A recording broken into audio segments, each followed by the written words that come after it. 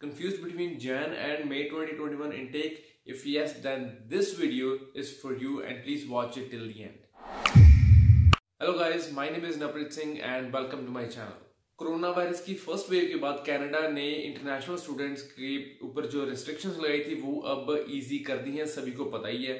अप्रैल में सभी international students के ऊपर और फ्लाइट्स के ऊपर बैन भी लगा दिया गया था, लेकिन आज जो थिंग्स हैं, सिचुएशन जो है वो कम्प्लीटली चेंज हो चुकी है। जिन स्टूडेंट्स ने मई 2020 और सितंबर 2020 के लिए अप्लाई किया था वो अब कनाडा जाने शुरू हो चुके हैं, उनकी प्रोसेसिंग जो है वो शुरू हो चुकी है। बट व्हाट अबाउट यू जिन्होंने जनवरी 2021 और मई 2021 में अप्लाई करना है एंड यू आर कंफ्यूज कि विच इनटेक टू चूज फ्रॉम। अगर हम जनवरी 2021 की बात करें तो ज्यादातर जो कोर्सेज हैं वो 15 जनवरी से स्टार्ट हो रहे हैं।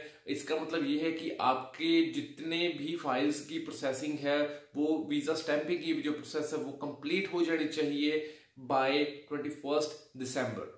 ऐसा इसलिए ताकि आप वहां पर 2 हफ्ते का क्वारंटीन पीरियड भी कंप्लीट कर लो, plus you still have 1 week जिसमें कि आप एक्लेमेटाइज हो सकते हो, वहां की सिचुएशन के अनुसार अपने आप को ढाल सकते हो।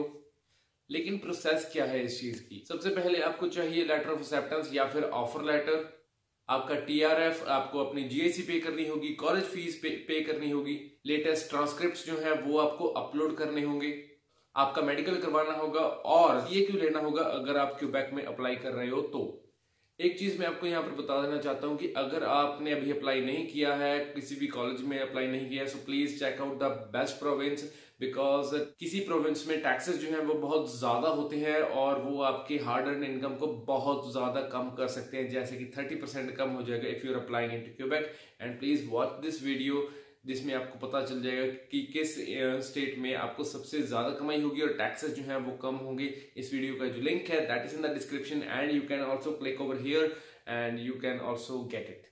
So coming towards the applying thing, तो जितने भी मैंने स्टेप्स बताए थे तो लेट्स अज्यूम कि आपने सारे के सारे कंप्लीट कर लिए हैं और ये बहुत ही ईजी लग रहे हैं। जो रियल प्रॉब्लम है वो आएगी आपके बायोमेट्रिक्स करवाने में और पासपोर्ट सबमिट करवाने में। बायोमेट्रिक अपॉइंटमेंट्स की जो बुकिंग है वो ऑलरेडी स्टार्ट हो चुकी है और कुछ लोगों को 27 नवंबर यानी कल से ही, और कल की उन्हें डेट मिल रही है जो कि बायोमेट्रिक करवा सकते हैं कल को।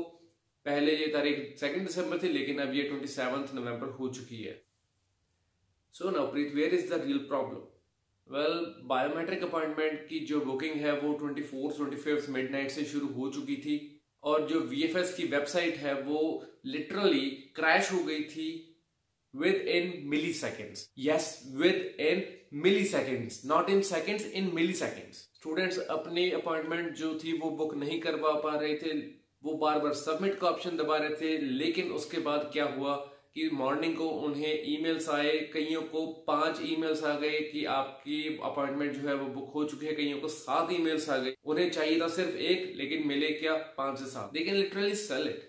ये जो है ये एक टेक्निकल ग्लिच भी हो सकता है या फिर ओवरलोडिंग के कारण भी हो सकता है, सर्वर की प्रॉब्लम भी आ सकती है, कुछ भी हो सकता है। लेकिन उन्हें प्रॉब्लम क्या आई, वो सबमिट नहीं करवा पा रहे थे और 1 चाहिए, 1 था, मिले 5 से 7।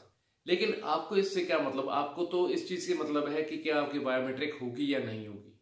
थिंक अबाउट दिस कि अगर VFS की वेबसाइट इतनी जल्दी क्रैश हो गई विद इन मिली सेकेंड्स, तो सोचो कितने स्टूडेंट्स ऑल ओवर इंडिया होंगे जो अप्लाई उस टाइम कर रहे थे जिसकी वजह से VFS की वेबसाइट क्रैश हो गई।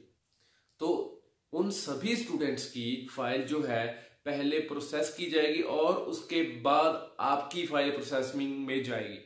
Just think about the number, that number is really huge।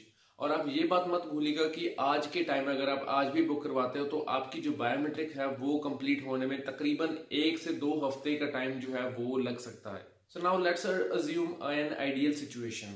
और जब भी मैं आइडियल कहूँ तो आप ये चीज मान के चलो कि एक ऐसी सिचुएशन के बारे में बताने जा रहा हूँ जो कि बहुत ज्यादा पॉजिटिव है और वो बहुत ही रेयरली सच साबित होगी आपके लिए। अगर आप आज अपनी फाइल लगाते हो 26 नवंबर को, अपनी फाइल जो है वो लॉन्च करते हो एम्बेसी में ऑनलाइन, एंड यू पे your biometric and study permit fee of $235 Canadian, तो आपको 1 से 10 दिन का टाइम जो है वो लगेगा आपका बायोमेट्रिक इंस्ट्रक्शन लेटर आपके GC अकाउंट या आपकी ईमेल में आने के लिए। और उसके बाद आपको अपना बायोमेट्रिक जो है वो आपको बुक करना होगा।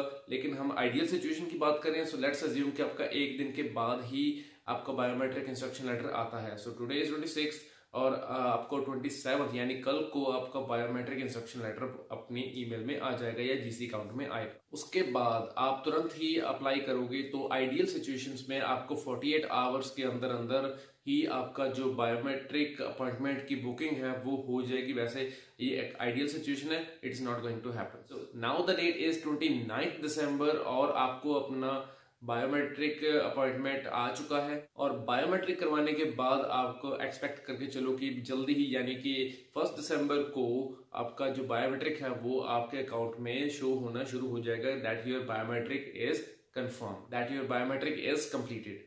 नेक्स्ट स्टेप आता है पासपोर्ट सबमिशन का। उसके लिए आपके पास IRCC से पासपोर्ट सबमिशन रिक्वेस्ट लेटर आया होना चाहिए। कुछ लोग जिनका लॉकडाउन से पहले बायोमेट्रिक हो चुका था या उन्होंने किसी और देश में जाकर जैसे नेपाल, दुबई में जाकर अपना बायोमेट्रिक करवाया था, वो स्टिल वेट कर रहे हैं कि उन्हें पासपोर्ट रिक्वेस्ट कब आएगी। उन्हें नहीं आई है तो आपको कब आएगी। But this is an ideal situation. So let's assume कि आपको 2 दिसंबर को पासपोर्ट सबमिशन की रिक्वेस्ट आती है। फिर आपको VFS में आपको मेल डालनी होगी और अपनी पासपोर्ट रिक्वेस्ट को आपको कंफर्म करवाना होगा।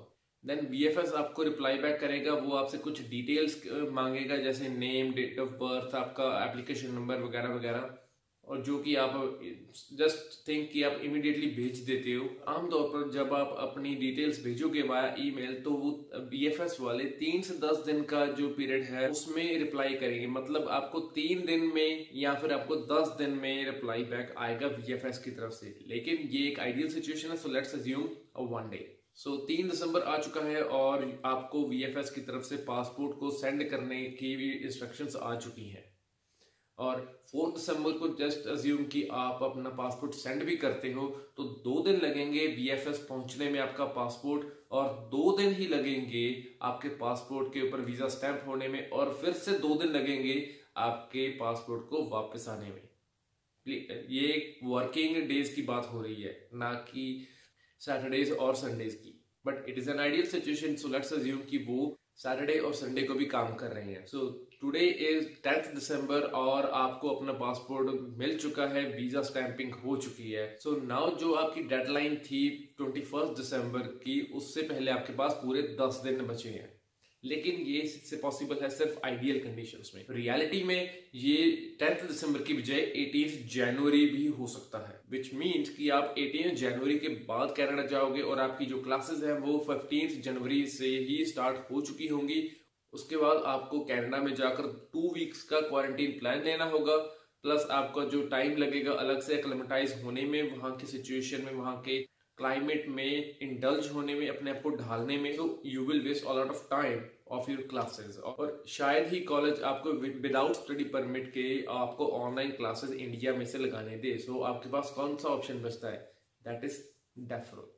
नाउ द थिंग इज कि अगर आप मई 2021 के लिए आप अप्लाई करते हो rather than Jain 2021, so it means कि जितने भी बैकलॉग्स हैं सितंबर 2020 के, नवंबर 2020 के या फिर जैन 2021 के, तो वो सभी मई आते आते कंप्लीट हो जाएंगे और सिर्फ मई 2021 इनटेक की जितनी भी फाइल्स होंगी वो प्रोसेस हो रही होंगी। तो आपका जो वेटिंग पीरियड है वो बहुत ही ज्यादा कम होगा, और सबसे इंपॉर्टेंट बात, आपके ऊपर स्ट्रेस भी बहुत कम होगा। So please consider this fact and choose wisely for your life, because I am just a random guy on YouTube, and who am I to govern your life? I am just telling you the facts. If you have any questions regarding the passport submission or about the biometrics process, so please watch these 2 videos and please do subscribe to my channel here. And if you found a value in this videos, please give a like so that YouTube can send this to a lot of people. And tomorrow at 8 AM, I will tell you how to choose a college for May 2021 intake for Canada. That's all for today. Thank you.